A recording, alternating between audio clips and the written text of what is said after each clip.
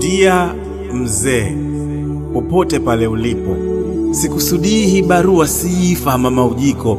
Lengo na dhumuni kubwa hii barua iwe wito, rejea kwa Mola wako, rudi kwenye maandiko. Baada a'udhu billahi minashaitani rajim, ya ayyuhalladhina amanu, enyi mlioamini, tubu ila Allahi tawbatan nasuha, tubieni kwake Allah toba iliyo ya kweli. Samzee, unafanya nini kuwajia waumini eti narudi mjini? Je, ushawaifikiria utarudi ardhini?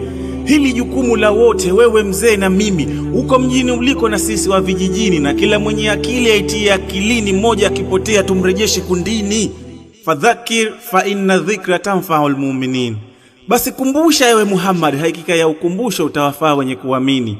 Dunia ndo jina langu na ghilibu walimwengu, pole kwa kughilibika, asili haipotei, yako wewe ni kuharibika. Tubia toba ya kweli kabla kifo kukufika. Mbele ya kadamnasi mlilia uombewe, we mzee ujatulie na kubidi upepewe. Kila mtu ataubeba mzigo wake mwenyewe, we hutobeba wangu sitobeba wako wewe. Ila haimaanishi niwache kukukumbusha, wewe umekwenda hadi hija mzee kujisafisha. Kuna watu wanaomba hawalali wanakesha, waende japo ile umra tu, wewe unachezea maisha. Sikutakii mabaya nkesi akakukuta, ila maisha uliochagua mwisho wake ni kujuta. Siku utakapojikuta roho kwa nguvu inavutwa, ndo utataka kutubia na muda ulishautupa.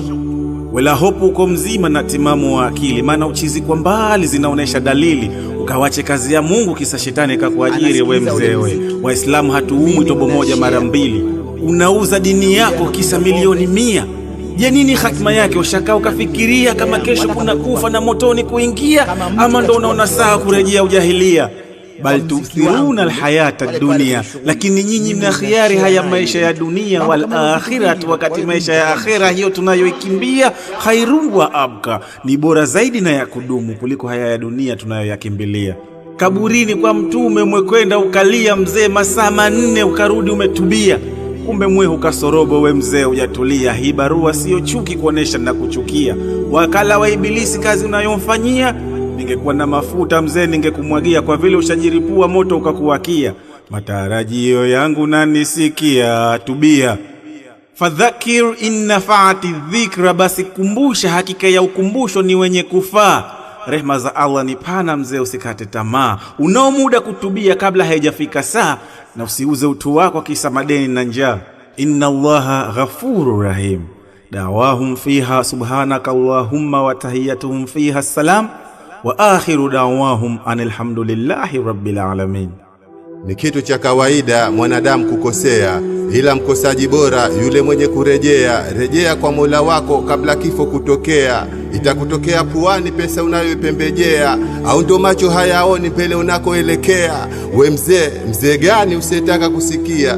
Mziki bado haramu, iwe tarabu au kwaya. Sawa na picha nzuri, lakini fremu ndo mbaya. Ndo adhana ya shetani mzee unatufokea, na muda unakatika kifo cha kunyemelea. Heshima niliyokuvisha leo yote naivua, na shetani akikustiri Mungu atakuumbua. Huko mjini ulikorudi umerudi kujiripua, kitaa hatuelewi mzee unatuzingua. Watu wanakuwa wazee, mzee unakuwa mzembe.